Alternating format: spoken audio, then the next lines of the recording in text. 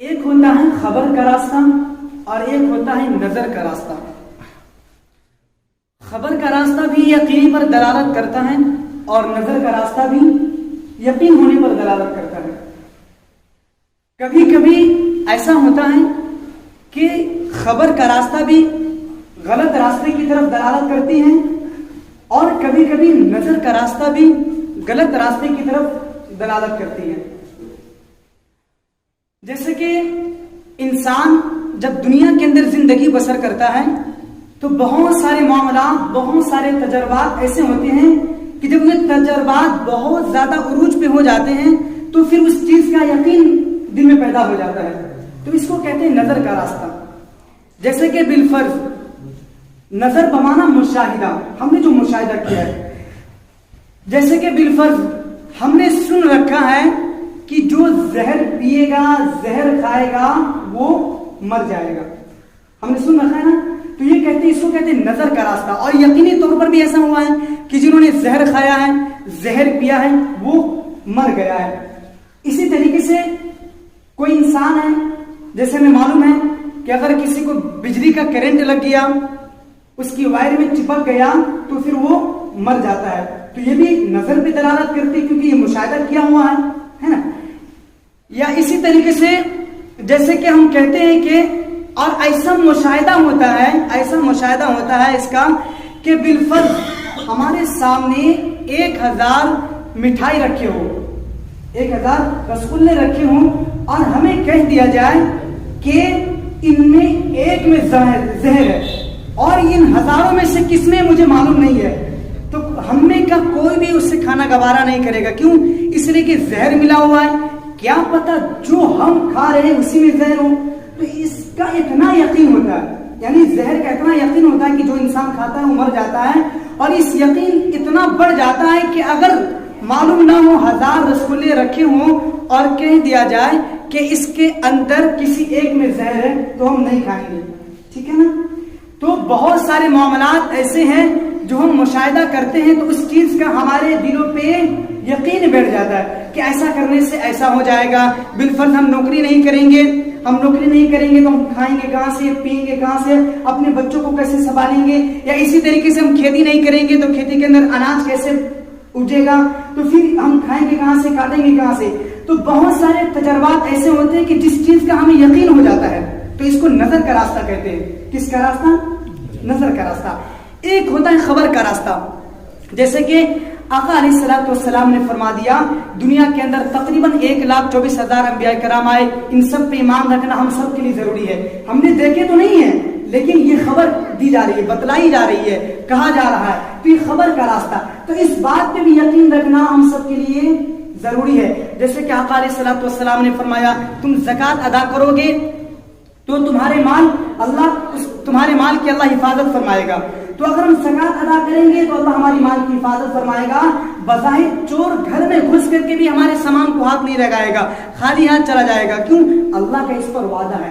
تو کچھ ہوتے خبر کا راستہ. تو خبر کا راستہ بھی یقینی طور پر دلالت کرتی ہے اور نظر کا راستہ بھی یقینی طور پر دلالت کرتی ہے. کبھی کبھی دونوں غلط ہو جاتے ہیں، کبھی کبھی دونوں غلط ہو جاتے ہیں. کیوں؟ اس لیے کہ کبھی کبھی ایسا ہوتا ہے جیسے کہ حدیث پاک میں آتا ہے حضرت عمر کے زمانے میں ایک زہر کی شیشی لائی گئی اور اس زہر کے بارے میں بتلایا گیا کہ یہ اس شیشی کے اندر ایسا زہر ہے کہ آج تک لوگ اس کے بارے میں بتا نہیں پایا کہ اس کا ذائقہ کیسا ہے. کیونکہ جس نے بھی پیا وہ مر ہی گیا ہے، تو مر گیا تو بتائے گا کیسے کہ اس کا ذائقہ کیسا ہے.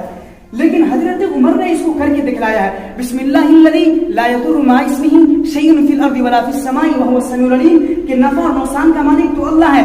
پی گیا اس یہودی کے سامنے، اس شیشی کو پی گیا اور کچھ بھی نہیں ہوا. تو بظاہر ہمیں ایسا لگ رہا تھا کہ زہر انسان کو مار دیتی ہے، لیکن یہ کبھی کبھی غلط بھی ہو جاتی جس کا یقین کامل ہو اللہ پہ. ٹھیک ہے نا.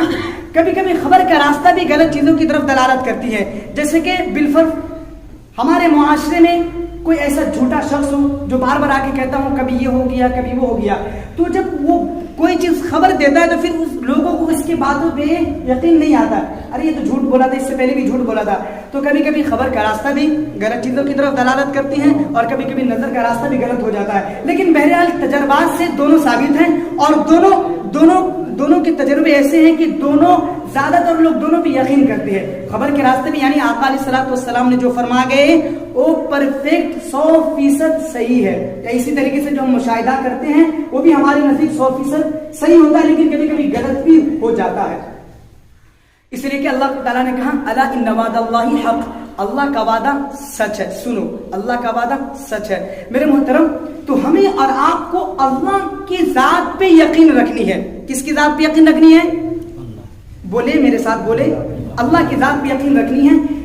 اللہ تعالیٰ نے قرآن کریم میں 2 انبیاء علیہ الصلوۃ والسلام کا تذکرہ فرمایا ہے، اور یہ تذکرہ ہمیں یقین دلانے کے لیے بیٹھایا ہے، یعنی ہمارے دلوں میں اللہ کا یقین ہو جائے. اس لیے فرمایا اللہ نے قرآن کریم میں کہا وما تلک بیمینک یا موسیٰ، اے موسیٰ علیہ الصلوۃ والسلام آپ کے دائیں ہاتھ میں کیا ہے؟ تو موسیٰ علیہ السلام نے کہا قال ہی عصایا اتوکل علیہا واہش بہا علی غنمی ولی فیہا معارب اخرى، کہ اللہ یہ میری لاٹھی ہے، اس سے میں ٹیک بھی لگاتا ہوں، بکرے کے لیے پتے بھی توڑتا ہوں، ولی فیہا معارب اخرى، اور اس کے علاوہ اور بھی بہت سارے ہم کام اس سے کرتے ہیں. تو اللہ تعالیٰ نے کہا قال ہی عصایا، اللہ تعالیٰ نے کہا فالقا، اے موسیٰ اس کو ڈال دو. جب اس کو ڈالا تو فَإِذَا هِيَ حَيَّةٌ تَسْعَىٰ، وہ اژدہا سانپ بن گیا، بڑا سانپ بن گیا. فَأَوْجَسَ فِي نَفْسِهِ خِیفَةَ موسیٰ، تو موسیٰ علیہ السلام اپنے دل میں خوف کھانے لگے. انسان ہے، خوف کھانے لگے. تو اللہ تعالیٰ نے کہا لا تخف، ڈرو نہیں. پھر اللہ تعالیٰ نے کہا خذھا، اس کو پکڑ لو.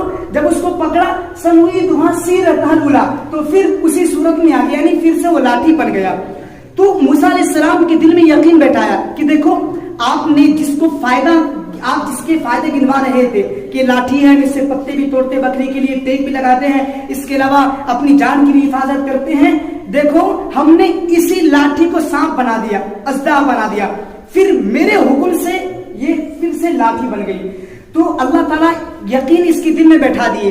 جب یقین بیٹھا دیے تو اس کے بعد حضرت موسیٰ علیہ السلام کو امتحان سے بھی گزارا کہ جو یقین ہم نے ان کے دل میں بیٹھایا ہے، کیا اب اس کے دل میں یقین ہے یا نہیں ہے. تو اس راستے سے گزارا تاکہ یقین ہو جائے.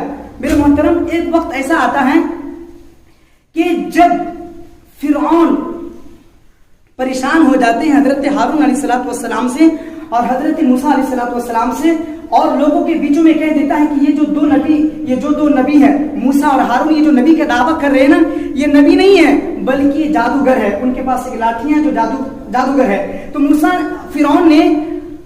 فرعون نے جادوگر کو بلایا، پھر وہ جادوگر سانپ بنا کر کے حضرت موسیٰ علیہ الصلوۃ والسلام کی طرف روانہ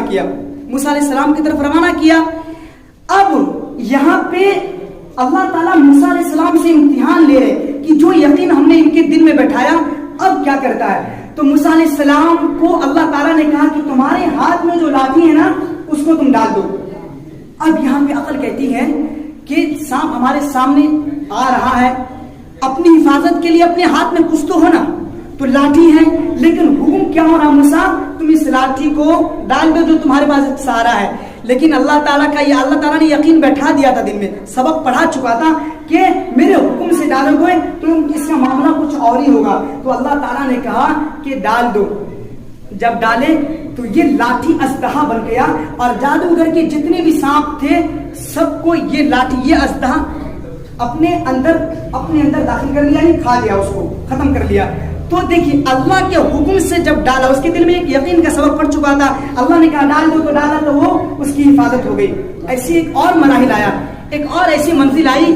ایک طرف فرعونی لشکر ہے، دوسری طرف دریائے نیل ہے، اور اس کے بعد ان کے موسیٰ علیہ السلام کے قوم نے کہا قال اصحاب موسیٰ انا لمدرکون، اب تو ہم پھنس گئے، اب تو ہم غرق کر دیے جائیں گے، نہ ادھر جا سکتے ہیں، ادھر فرعونی لشکر ہے جو ہمیں تباہ و برباد کریں گے.